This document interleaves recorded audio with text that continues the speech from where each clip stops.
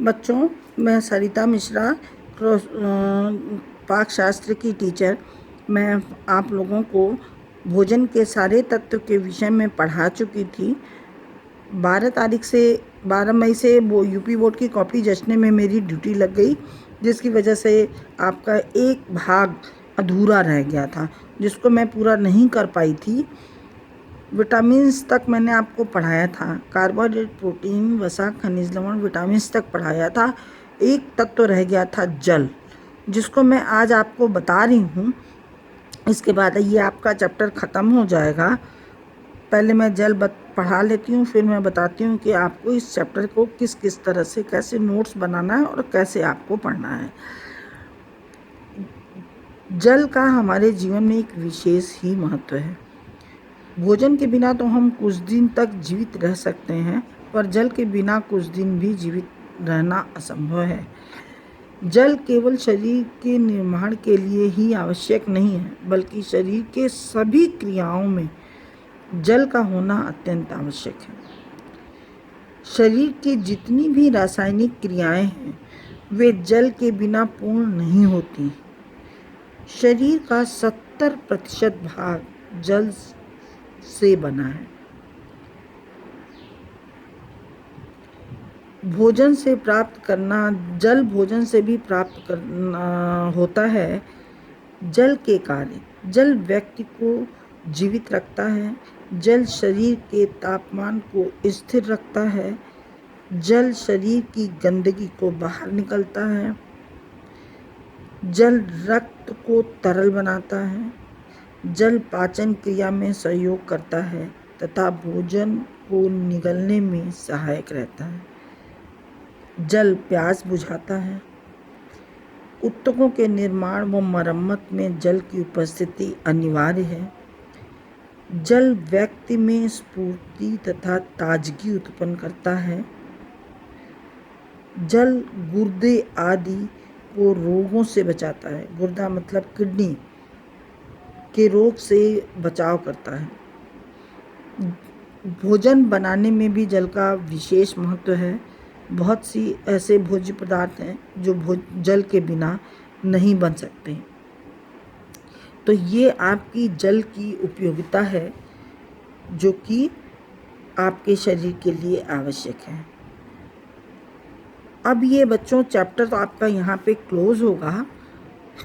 इसमें परिधान के बच्चे तो जितना मैंने पढ़ाया है इस चैप्टर में आपको, उसमें वो एक नोट्स बना लेंगे।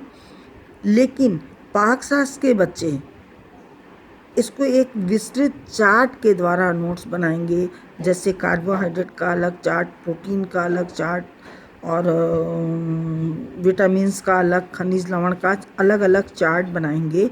और उसमें कि किस किस मात्रा में किस किस भोज्य पदार्थों में कितनी कितनी मात्राएं पाई जाती हैं, क्योंकि इन बच्चों, आप लोगों को, कुकरी वाले बच्चों को ये 5th पेपर में भी है, 2nd पेपर में भी है और 1st पेपर में भी है, जबकि परिधान में केवल 1st पेपर में है। इसमें आप लोग को जब वो मीनू प्लानिंग बनानी पड़ेगी, नवजात शिशु से लेकर वृद्धावस्था तक की, उसमें आपको एक मीनू चार्ट बनाना पड़ेगा।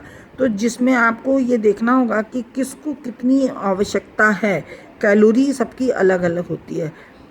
नवजात शिशु की से आप शुरू होंगे 6 मंथ का, फिर 6 मंथ से लेकर के 1 साल तक के बच्चे का, फिर 1 से लेकर के 3 साल तक के बच्चे का, 3 से 5 साल तक के बच्चे का, फिर उसके बाद आपको स्कूल जाने वाले बालक एवं बालिका, फिर ये युवावस्था में बालक एवं बालिका, महिलाओं की 3 स्थिति और पुरुष वृद्धावस्था।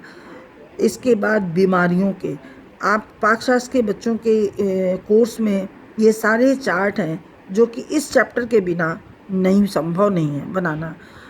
तो क्योंकि सबकी अलग अलग कैलोरी है और किसको कितनी कैलोरी चाहिए, किसको कितना कैल्शियम चाहिए, कितना कार्बोहाइड्रेट चाहिए, ये सबका अलग अलग है। तो इस चैप्टर को जो पाकशास्त्र वाले बच्चे हैं वो नोट्स जो बनाएंगे, वो सारे तत्वों के अलग अलग चार्ट बनाएंगे, कैलोरी की चार्ट बनाएंगे और उसके बाद किस किस चीज़ों में सबके प्राप्ति के साधन बनाएंगे, तभी वो मीनू प्लानिंग बना सकते हैं। इसके तब ये जा कर के इनका चैप्टर पूरा होगा, क्योंकि ये एक ही जगह पे पढ़ाएंगे हम, और आपको तीनों में इसका नोट्स तैयार करना है। सबसे डिटेल इसमें आपको 5th पेपर में जाएगा। 5th पेपर में ये आपको 40 नंबर का एक क्वेश्चन आंसर इसमें से आता है, और 20 नंबर आपको सेकंड पेपर में आएगा, और 20 नंबर आपको फर्स्ट पेपर में आएगा। तो ये चैप्टर से 80 नंबर जो है 300 में 80 नंबर का जो आपका क्वेश्चन आंसर है वो इसी से आ जाता है, क्योंकि ये पाकशास्त्र का मेन चैप्टर है। तो इस तरह से आपको नोट्स बनाने, नहीं समझ में आएंगे आप पूछ लेंगे तो मैं आपको बता दूंगी। ठीक है।